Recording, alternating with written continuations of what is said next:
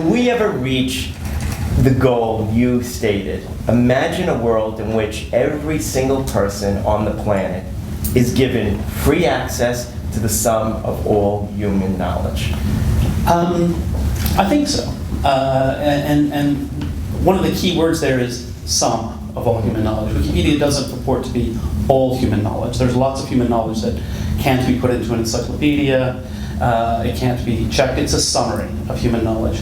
And so what that really means, so a few years after we've been going for a while, I actually made a more precise definition of what my goal is to have at least 250,000 entries in every language that has at least 1 million native speakers. Mm-hmm. That was just a formalization to sort of give it a little more concrete. Because there are languages today that are spoken only by a dozen people. I doubt we're ever going to have a full comprehensive encyclopedia for those dozen people. They better learn another language because there's not much to read in their language.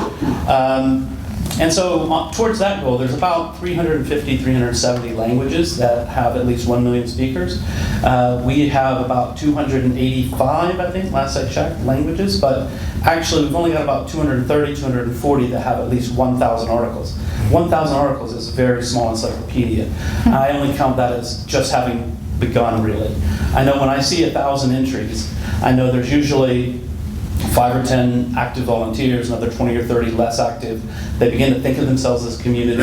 They begin to think about outreach. How do we get more people working in our language? But you can see there's at least 100 languages where we basically have nothing. And in fact, once you get past the 40, 50, 60 languages, they're very, very small projects. So it's going to take some time. And the areas where, the languages where Wikipedia is big or not big, it's pretty easy to predict. It's pretty easy to guess. I mean, the factors that we see, access to broadband internet. So if you've got fast internet connection, literacy rates really do matter. Generally, the wealth of an area matters a lot.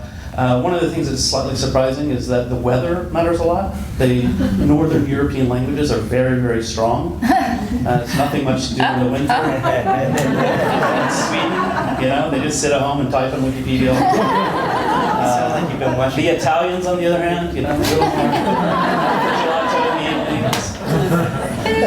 If I lived in Italy, I wouldn't work in Wikipedia. Wow. Yeah. So it's a joke, but it's actually true.